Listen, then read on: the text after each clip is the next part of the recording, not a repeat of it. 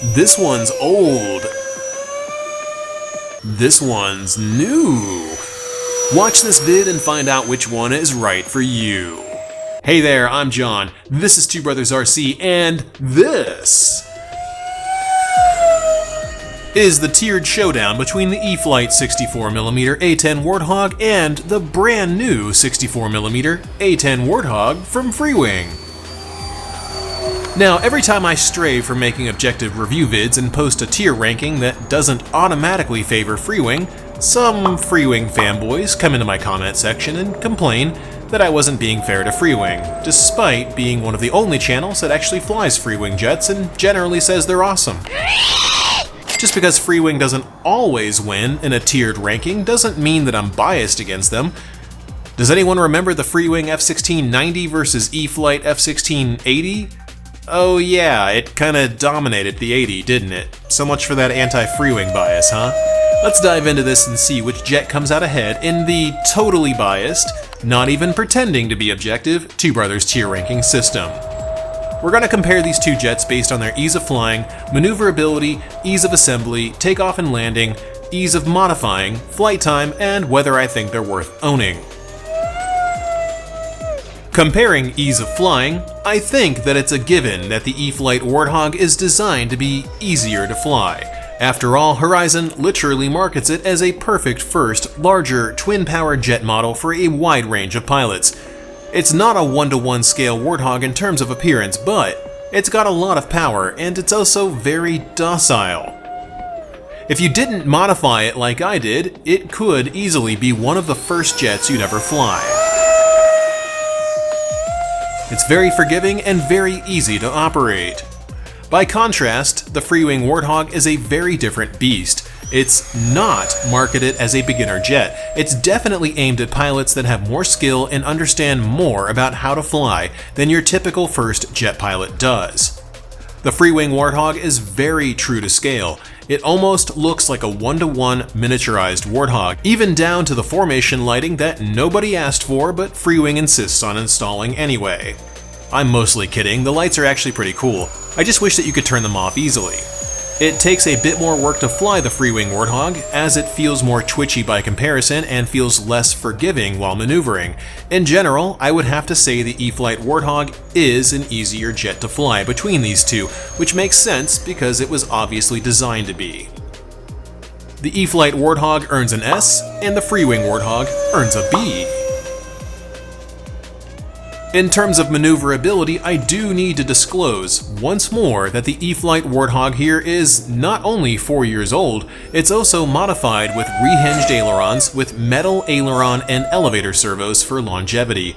The kind of flying that I wanted to do with this jet meant that I needed to replace the stock plastic servos. We'll talk about that coming up in the mod tier, but what I'm going to do for now is keep those mods in mind while discussing maneuverability, because the stock E-flite jet is not this maneuverable. Yet, it is if you mod it, which you should get into the habit of doing if you plan to own an aircraft for a long period of time. This is the oldest jet that I own, and it flies really well with the mods that I did, and I can throw it around without worrying about stripping the elevator or aileron servos, despite the rudders or flaps still being plastic servos because I couldn't be arsed to change them out. This jet flies awesome, and it does still compete in terms of maneuverability with the Freewing Warthog. However, the Freewing Warthog is definitely more maneuverable in general out of the box due to the less beginner-friendly design. In fact, the Freewing Warthog required that I set it up with 100 priority on roll and pitch to get it to fly a bit more stable at the center of gravity that I prefer with Warthogs, which is right in front of the two main wheels. Having to reduce priority so the gyro helps smooth out movement without sacrificing any control isn't a bad thing before you comment on that. It's actually a very good indicator of how awesome the Freewing Warthog is. It's very maneuverable, so much so that its full potential means that you need to tamp it down a little just so that you don't stall it easily and crash.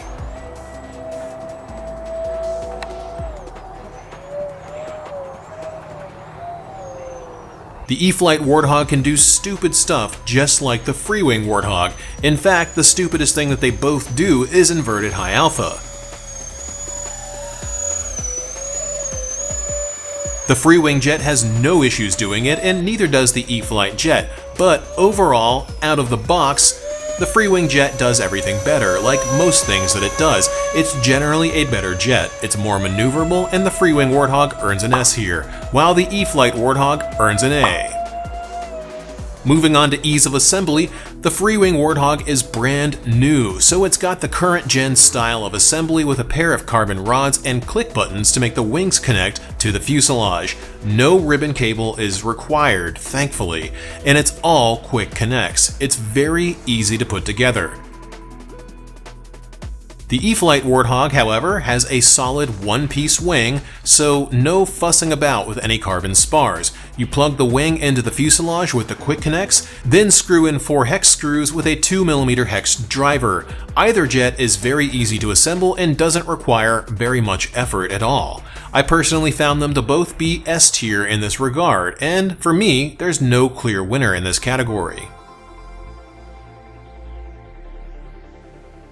Moving into takeoff and landing, this is where the two jets will start to pull away from one another. Let's start by talking about the E-flite A-10. First, it takes off well, as it should because it's a beginner's A-10. Unfortunately, it is harder to land than to take off with this jet. Now, before you say, "Obviously, John, landing is harder in general, not just with this A-10, brother," I mean specifically that it's always been tough to land it as well as I want to. Even now, where I can land almost anything comfortably, this A-10 still requires a little bit of finesse. It's not bad, and it's not hard to do. It's just a little trickier to land the way I like to land, which is at 1G, as gentle as possible.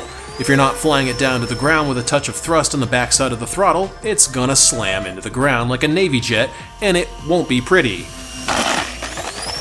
It's more difficult to flare than I feel it should be, and it won't wheelie easily. It takes a lot of effort to get it to wheelie, and I can't think of any time that I've successfully managed to do it for more than a moment.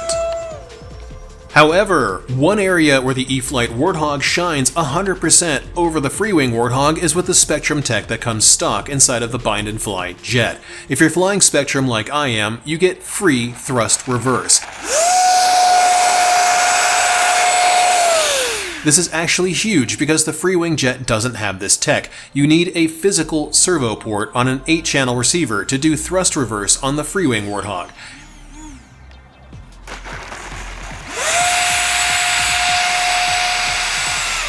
I didn't even bother on my jet because I can't be arsed to throw in an 8-channel just for thrust reverse alone in most cases. While it's possible with good technique to bring both jets in slower so you don't need thrust reverse, you can 100% stop faster and more reliably with thrust reverse on the stock AR637T that the E-flite jet ships with. That's definitely a big plus. In comparison, the Freewing Warthog is an absolute joy to take off and land with. Taking off is easy, way easier than I thought it would be. Landing is oh so easy, much easier than I thought it would be. The Freewing Warthog completely shocked me with how easy it is to grease in a landing. It floats in a flare, but it doesn't porpoise. It just settles down on the mains, and it can hold a ridiculous wheelie to the point where any other jet would have slammed the nose down long before. This jet lands better in general, and takes off better too. So I gotta say that the Freewing Warthog earns an S, while the E-flite Warthog earns an A. Let's rank these two jets up now in terms of ease of modifying them. First up, the E-flite Warthog has completely glued-in servos. This means that it's a bit more annoying to replace those servos, and I say that as someone who did it by tearing out the aileron and elevator servos and replacing them with Spectrum A450 servos 4 years ago. I also rehinged the ailerons for additional throw, but I left the elevator hinges alone. They've surprisingly held up for 4 years despite being made of foam. Adjusting the A-10 for maximum performance meant rearranging the internal wiring too, so I could shove a battery under the turtle deck as far aft as possible. That and the servo adjustments that I did. The E-flite Warthog wasn't hard to modify, but it wasn't easy either.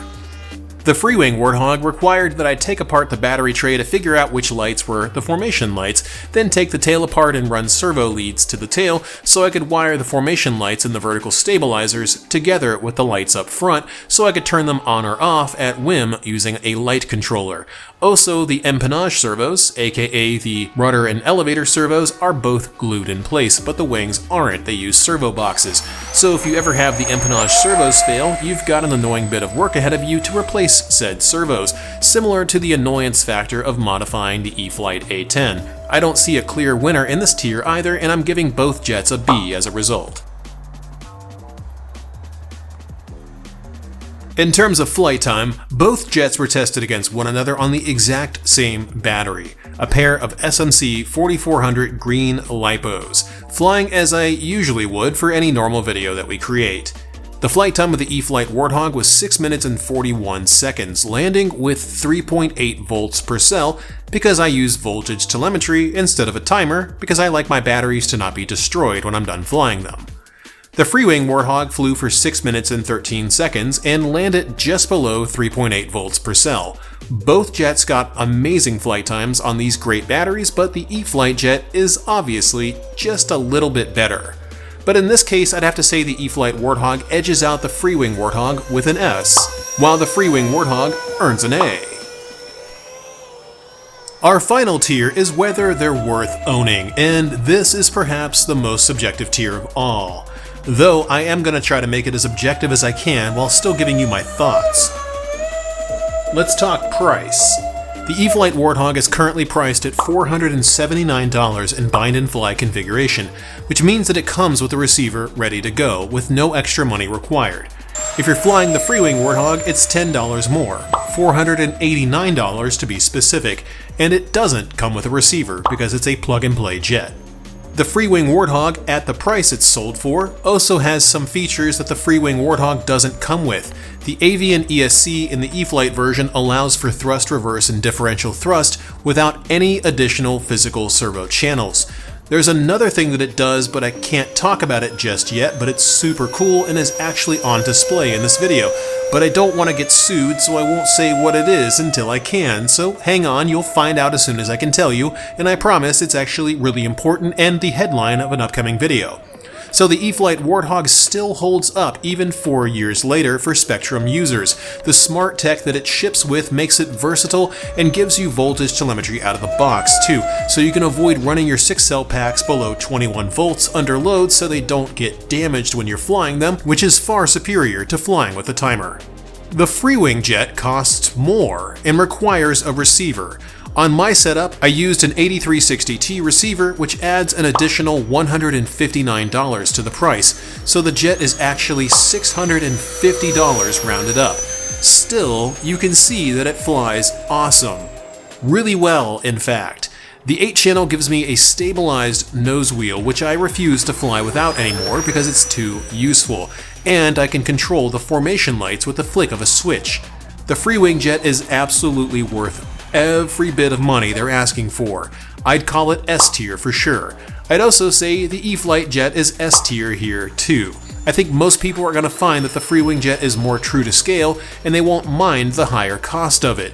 But those of you who don't care as much about scale fidelity will find that the E-flite jet is still a strong competitor in 2025 and beyond. And the fact that this jet is still being sold is proof that Horizon has stopped randomly discontinuing aircraft and is now committed to keeping airplanes that sell in stock so that you can actually buy them, which is awesome, and I'm glad they keep doing this.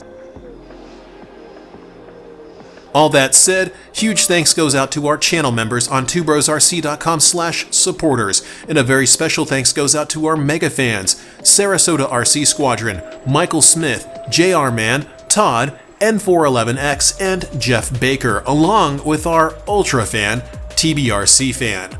You guys kick so much ass.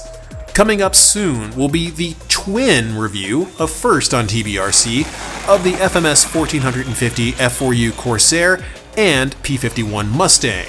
It's gonna be interesting. These are some really old designs, but they fly really, really well. See you guys next week.